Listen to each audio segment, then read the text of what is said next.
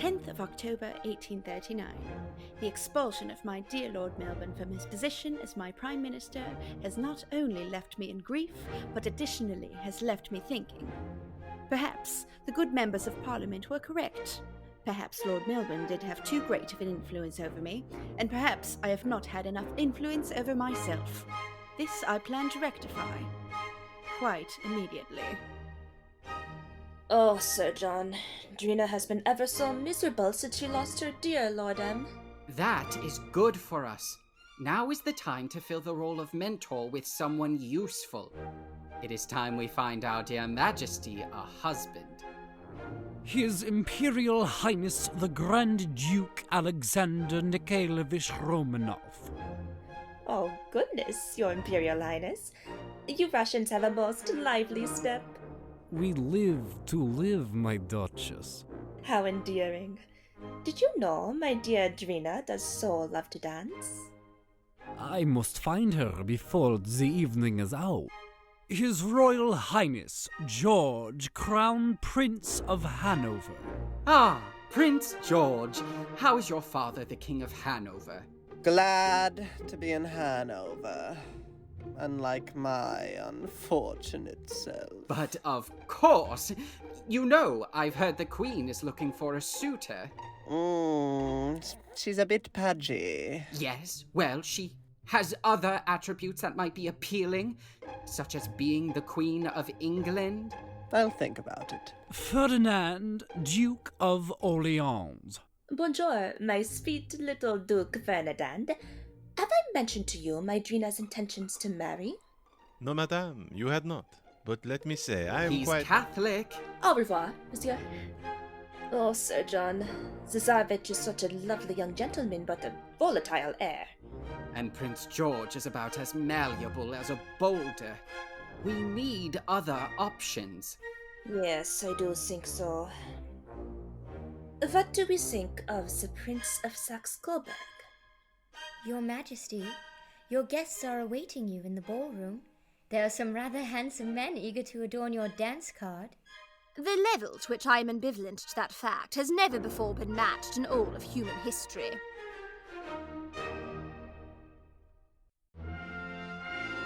Her Majesty Queen Victoria.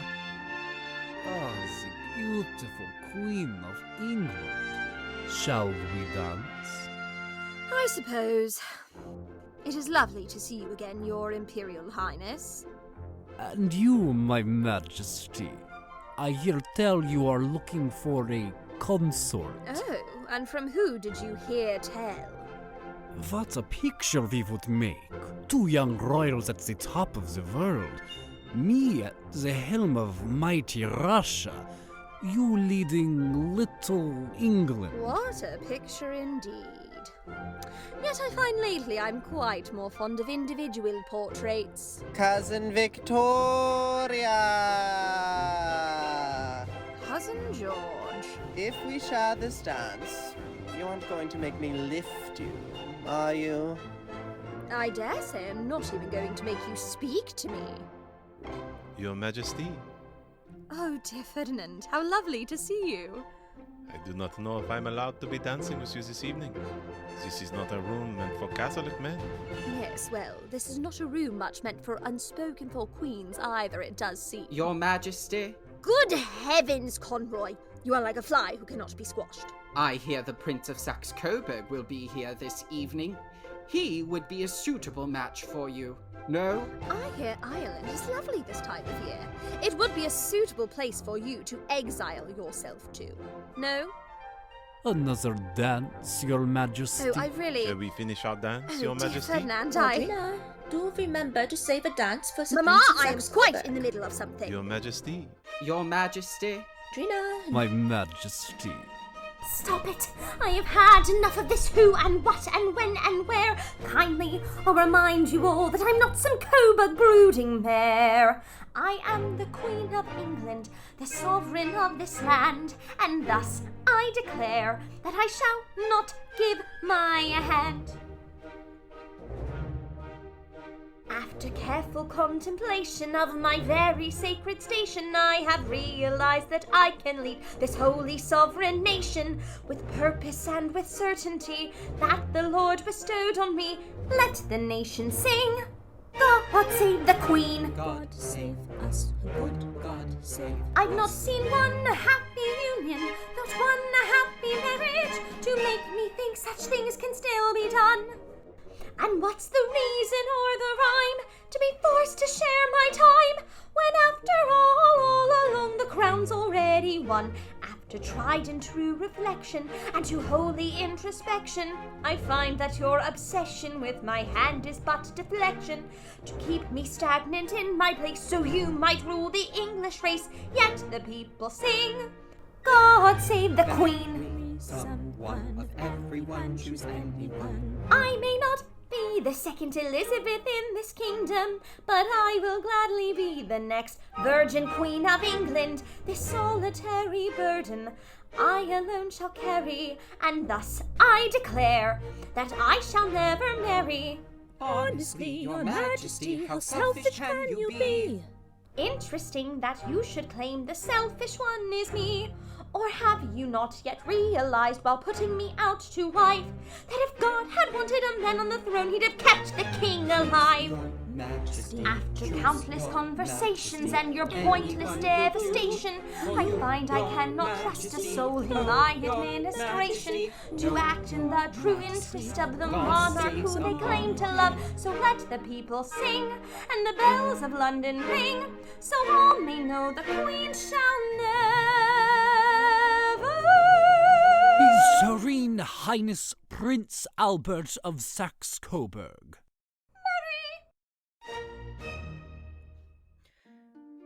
Cousin Victoria. Cousin Albert. If you will excuse me, I find I have grown tired of dancing. But of course. Good evening. Oh, if only it were. Cousin Albert has come to join us for some time at Windsor Castle, whom I found grown and changed and embellished. He is quiet and reserved, yet one must admit he does look rather dashing in the Windsor uniform. I do appreciate you coming all this way from London, Sir Robert. It is my pleasure as Prime Minister to serve the needs of the Crown. Cousin Victoria. Oh, Prime Minister, have you met His Serene Highness Prince Albert? Sir, He is visiting us from Coburg. I hope you are finding our little island in the sea to your liking, Your Serene Highness. There is a lot of rain here. Yes. Yes, well. Anyway, to the matter at hand, Prime Minister. There's talk of riots in the papers to the south of London. What is the upset? The living conditions, Mum. A lot of pauper neighbourhoods are growing overcrowded, and a few volatile tenants of these sad places have been threatening violence, but I would not be too concerned over the unrest. These things are certain to work themselves out. Should you not be concerned? Sir? You have a thought on the matter, Albert? I was merely asking you. If your people are unsettled, should you not be concerned as to why? I was concerned, so I consulted my minister most familiar with the current landscape. He assures me I should no longer be concerned, and so I am not. I'm quite familiar with it too. I've been reading your English papers, writings by your English journalists. It seems your countrymen think there is a decent cause for concern. Well, the press is known to be... You say there's overcrowding. Why? These matters can be complicated, Your Highness. There are a series of... Is it not money? Sir? The issue of money, sir. They do not make too little. Their houses do not cost too much. The food in the markets is not rotting on the stands. All very astute points, Albert, but the matter at hand was about the dangerous methods they were threatening to use to provoke change. Threats that I am assured are to be dealt with. Have you not considered that they may be speaking so loudly now because you've ignored them when they were civil? Something to consider, indeed. Good day, Albert. Can't you hear, Victoria? The people on the street are screaming out and looking up to you. For once use your position and your blessed high-born seat to see if there is something you might do. They tell of children in the streets, in piles of dirt and grime. The chance for change is at your feet, but you haven't got the time. Can't you see? You're the only one who can do what must be done.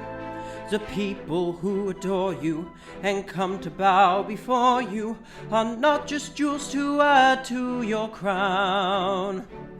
They writhe in discontentment, you offer them resentment, when you could lift them up but keep them down.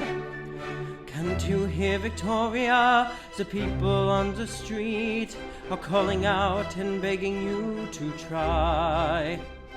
And shall you be the reaper then, the harvester of men, deciding who may live and who may die? You hide away from life below, behind your palace walls, often doing little or oft more nothing at all. Can't you see? You could lead the way to a bright and a brand new day. I know I'm speaking out of turn, but after all that I have learned, I'm quite appalled at what I've found. Your London is a poison plague, your people its poor victims. Britain is a circus and your ministers its clowns. Well, tell me, sir, just what you do, if this task then fell to you. Support them. Give them houses that they can afford, with money from your wasteful lords. Access to education, raise them out of devastation. Give the chance to break free from the cage that Richmond built. You cannot be a ruler if you're pleased with being blind, for you are no ruler if but one man's left behind. Do we not agree with His Serene Highness, Sir Robert? Mum? Shall we not see what actions might need taking to start such public programs? They seem sensible. Yes, Mum. What I said, it... You called me Victoria. Yes? I am rarely regarded to with such familiarity these days. My apologies. Your Majesty. Victoria will do just fine, I think.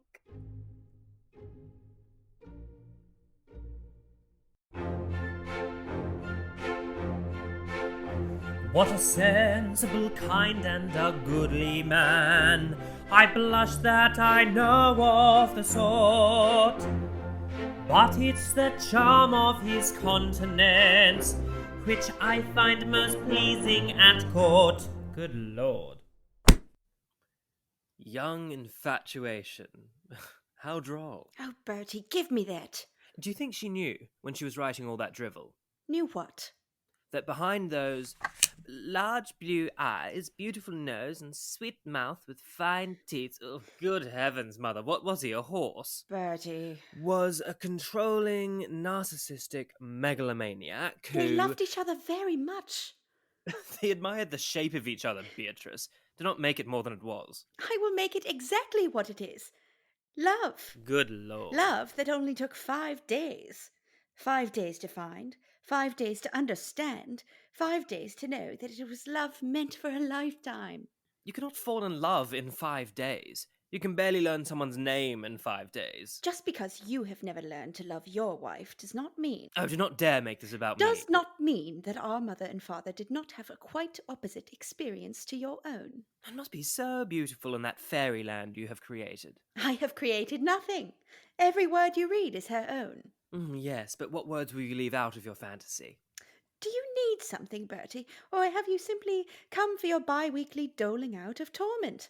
Both, as it happens for today. I need you to sign these. My lawyers have been waiting for them.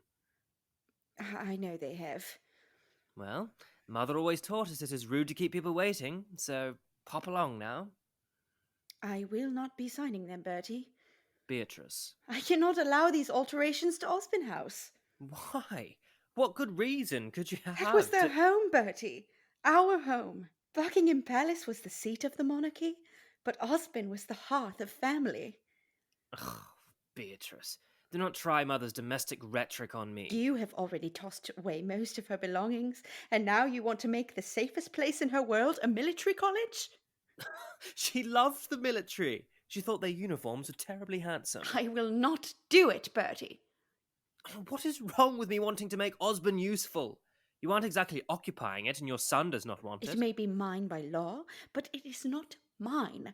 It is still hers. Ridiculous. We must preserve history at all costs now, is it? Well, that is, of course, when we mustn't, and instead rewrite it. I mean, who made you the authority of the past? Our mother. She gave me Osborne. She gave me Balmoral. She gave me her diaries because she trusted what I would do with them. And to think, all she gave me was an empire. October the 15th, 1839. I find Albert a curious companion. Serious yet passionate, softly spoken but powerfully minded. It is when in his company, I think, that perhaps it would not be all so bad to not rule alone. Albert! Victoria, you called for me. Yes, I did. Do come in. Sit, please. I suppose you are wondering why I have called you. Perhaps, yes. I find I am quite wondering myself. I've been doing rather a lot of that lately. Wondering, that is. Wandering is good for the soul, I believe. Yes, it does feel that way. It is all so silly, really, how it started. The wondering. There are many silly things about my position. People are not allowed to speak to me before I speak to them, or refer to me by name. Both of which you have done. Am I here for a reprimand? No, of course not. I would not have tolerated it if I had found it displeasing. Ah, so I am tolerated. I think you are rather much more than that, Albert. This is not at all how the little girl in Kensington Palace would have wanted it to go. May I ask, what is this "it" you are speaking of? One of the many things you are not allowed to do is ask me a certain question. I have to ask you. But I did not imagine it that way. It is never the princess asking the prince in the fairy stories, after all. You are no princess. No. I am not. But I was for so long. And if I am to be honest with you, Albert, I do still often feel like one. I do still, with much regret, often dream like one. May I ask then, Victoria, what do princesses dream of? I would wear a white gown, and I would wear a flower crown, and soon they'd all forget that I am queen. He would be in soldier's dress, with medals hanging from his chest, the strong installed image of a picture-perfect dream. Fantasies I often dreamed, but thought could never be. Oh, can't you see, sir, you are the answer to all of my childhood dreams. I will be in uniform, with you embraced within my arms, and all the world is calm, the world is right. You shall be the center of a universe that's born of love, and I shall be the beacon that will lead you through the night. Fantasies I never dreamed, for how could they ever be?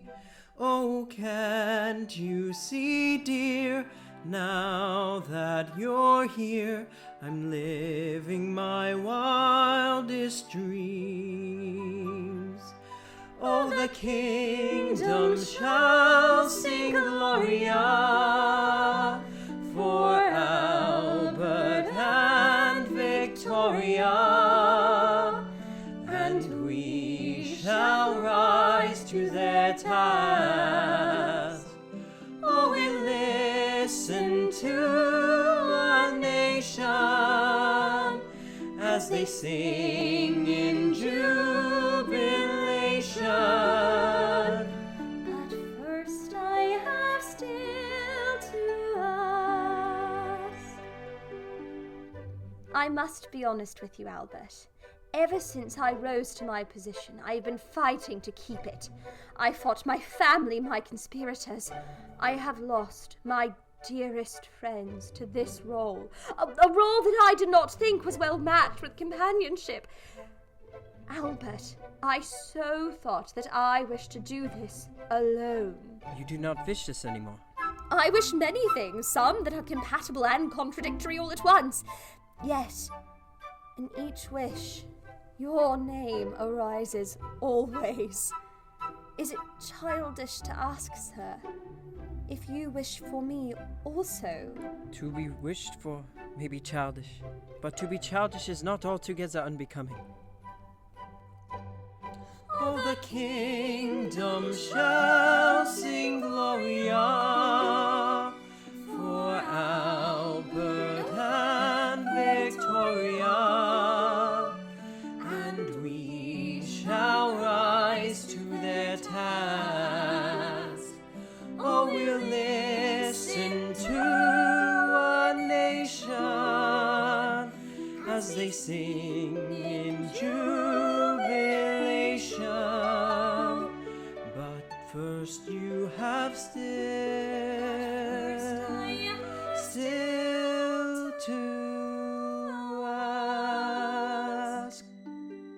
Albert of Saxe-Coburg, it would fill me with indelible happiness if you would consent to the wish that you shall be my prince and husband. Such indelible happiness would in turn be mine to say yes.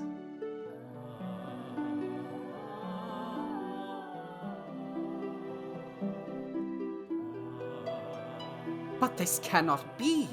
I must have been invited. This match would not have happened without me. I am so sorry, Sir John. There's nothing I can do for you. Then the Queen says no. The Queen I made. I think you will find, Sir John Conroy, that she has quite made herself. Are you to rub your victory of invitation in my face then, Prime Minister Peel?